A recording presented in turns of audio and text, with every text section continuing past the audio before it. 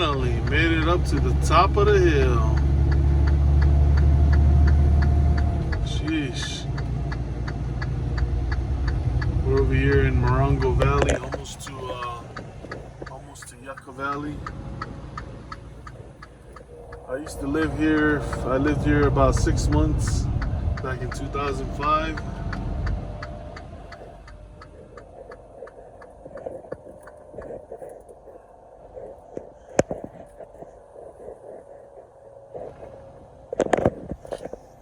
Talk about this place, man. Sheesh.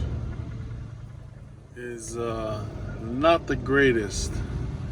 I don't know how people can live here, honestly. Because, like, you're in the mountains.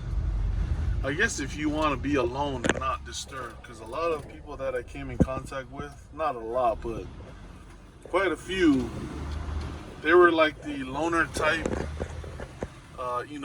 20 cats and 10 dogs type of person. So that's this place, man. California. Also, when I was here in 2005, I was only here for a short time. It was like January to, actually I wasn't even here 6 months. I was only here 3 months. January to March, and it was snowing. So this part of California actually snows. When I was here, it snowed about a foot, maybe a foot and a half. It was pretty deep, and we drove around helping people get unstuck. Because believe it or not, even though it snows here every winter, or maybe every other winter, from what they were saying, people still think they can drive two-wheel, in snow. And I'm talking like off-roading two-wheel, because a lot of these houses, you gotta go off-road, like onto dirt, just to get to their house. There's a main road that's made out of pavement, and then once you turn off, like, as you can see, if you guys haven't noticed, like, look at these streets as we're passing. I can't really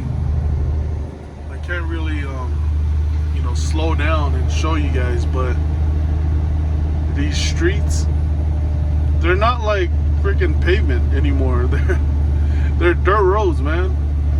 And so some of these houses, some of these cars were like getting stuck.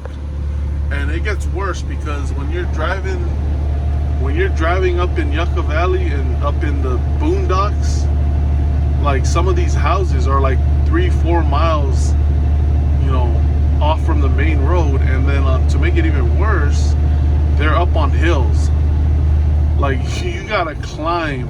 I don't know why some of these cars, like, some of these houses didn't just buy 4-wheel trucks, SUVs that could withstand. But yeah, man, you're in California, you still gotta stay true to your roots and buy compact,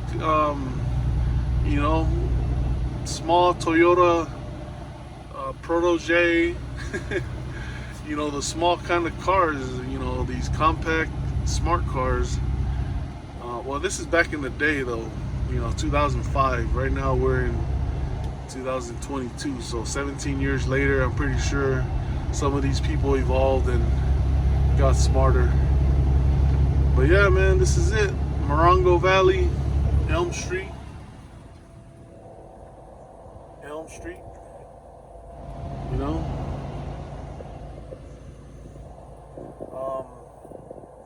Now, when I was here, they said Yucca Valley and Morongo Valley was well known for crackheads.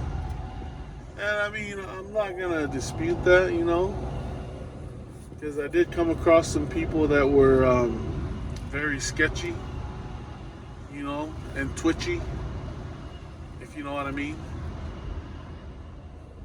And it only makes sense. I mean, I'm in Utah right now. That's where I live, and one of the cities out there is called Magna, and this city totally reminds me of Magna. And Same thing, you know, you got a bunch of like meth houses out there, out in these kind of rural type sceneries. And you know, it actually makes for a perfect location to grow your meth, your pot, you know, because cops, and you're not where all the traffic is at. You're kind of out in the distance, you know what I'm saying, doing your own thing. And so yeah, it kind of makes sense. Even another city here in California that reminds me of this city is like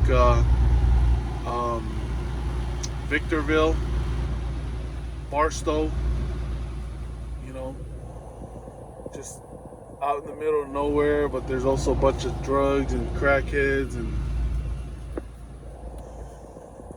you wonder why people would live out here, and it only makes sense, you know. You look at the houses, you look at like the scenery, and it's not like living out in freaking Idaho, green hills and pastures and rivers. This is like living with all the rattlesnakes and the scorpions and the ants. That's what I picture when I think of living out here. No grass, no green, just, you know, the trees, but those trees are made to withstand the heat. Like, those are not cool looking trees, if you ask me. They just look like huge bushes. Especially when you get up to Yucca Valley, you see a lot of the Joshua trees, and the Joshua trees, they just look like zombie, you know, like zombie monster trees. I mean, you can see these little stubs, these little Joshua trees right over here. These little ones off on the side. But once you get up to Yucca Valley, you'll see the big ones. Especially when we'll pass Joshua Tree, man. Now that's the reason why they call that place Joshua Tree, is because it's just nothing but Joshua trees. And you know, from what I was told, the reason why they call it Joshua trees, it's actually a name that was created in the Middle East. There's a bunch of trees like that grown in Joshua, where, you know, Joshua, Middle East, and so that's the trees that they named it, was after the trees that's grown there. And so they came here and was like, hey, these are the same trees that are grown in Joshua, Middle East, so let's just call these trees the Joshua trees. Right there, you can see some of them right there. They kind of look like deformed,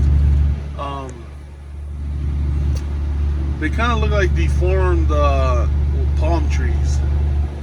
But like if palm trees, you know, was born with a lot of deformities, I guess. I mean, here's one right over here. I mean, honestly, they don't even look like Joshua trees. They look like something you would see in like a Dr. Seuss, you know, novel. Look at that. Yeah, these are Joshua trees. So when you guys see these trees, just remember what they're called, because, you know, very ugly, very ugly.